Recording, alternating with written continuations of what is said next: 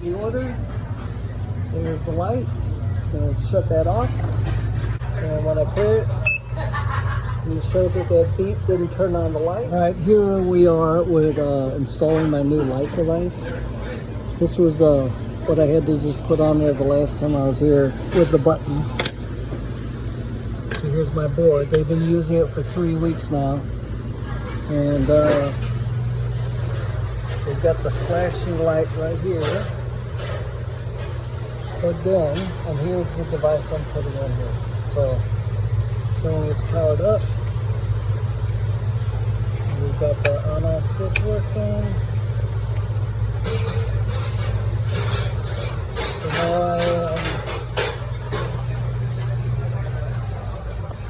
I ran a long cord all the way to my test switch here. So I can show it's coming on if I hit this. See the legs. Reset it. Okay, so I'm putting this plug, this male, female, whichever you want to call it, it's going to go onto in place of the switch. And I'm going to put another plug on the end of the switch so they can plug in either my indicator light or the doorbell button. I don't want to have them both hooked up in parallel in case the 12 volts coming from the relay kills my transmitter. So we're going to have one or the other, but not both hooked up at the same time unless I set up dual relays. But let's get this. Going to get this plug soldered in. This plug is going to be soldered in. Going to put this connector on there and plug it in and see if it works. Alright, here's my box all put back together. Here's the plug on the end. Here's the charger to power it up 5 volts. This is the input for the speaker. And it's going to go into there.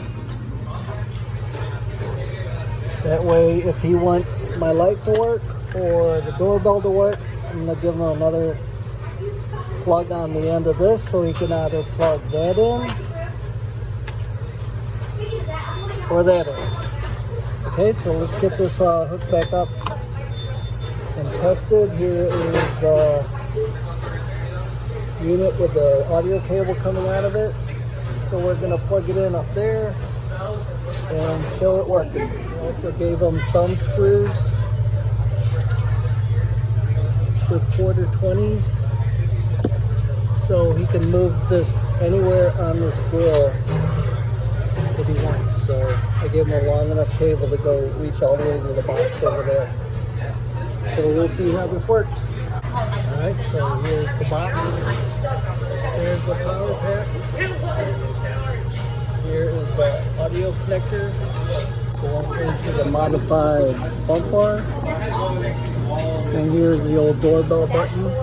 I'm going to give them a different plug on here and clean up these wires so that he can unplug the wire that I have running all the way down there to my light. And he can still plug in the doorbell button if he wants the doorbell flasher to still work. So they've been using it for the last 3 weeks to test it, and everything's been working. Alright, so this is how we tested to make sure it still works. Just like I made it. So there we go. Let's give them a couple weeks and we'll check on them and see how this is working out. Okay, so here it is. It's clear.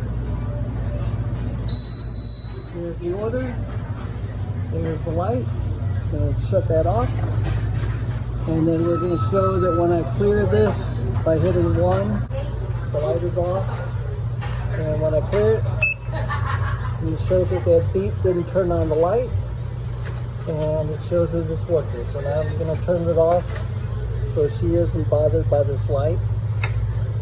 There's my red light showing it's powered off. Screen is clear. Around my light circuit, the light that stays on, it's a real simple latching relay here. So here's the power coming in. Here's the on-off button with the LED red or green light, whether it's on or off. So you need to source one of those switches. This relay is just hooked up. There's nothing else in there besides the relay. And the way it's hooked up is I have my little flyback diode across the coil. And also, these are the two wires coming in, which I soldered right here with this plug that I was talking about. This is the doorbell button. So the push button, this is the relay contacts, but my push button is also, this is the red button on the front of my device. So when you push this button down, very simple, it just energizes the coil. So now this is energized and it pulls this down, which latches the relay.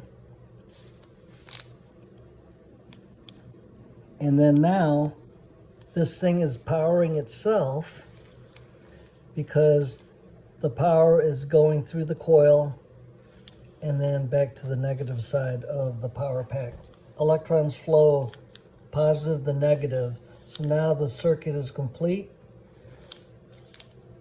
The light stays on because the contacts are closed.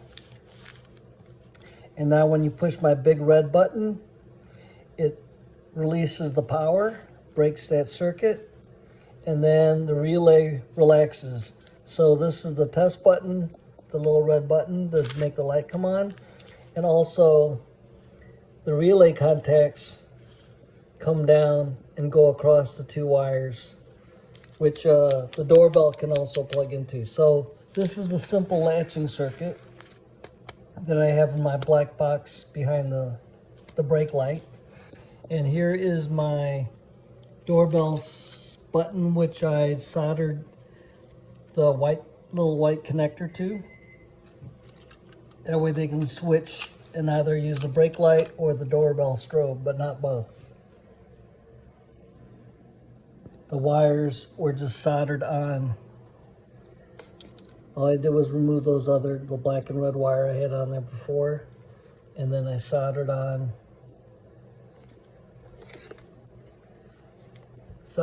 the connector, and then I'm going to put this back together, and the battery goes in here, because remember this is a wireless doorbell. And then we put it back together and return it to the store. Here's the order. There's the light. Then shut that off.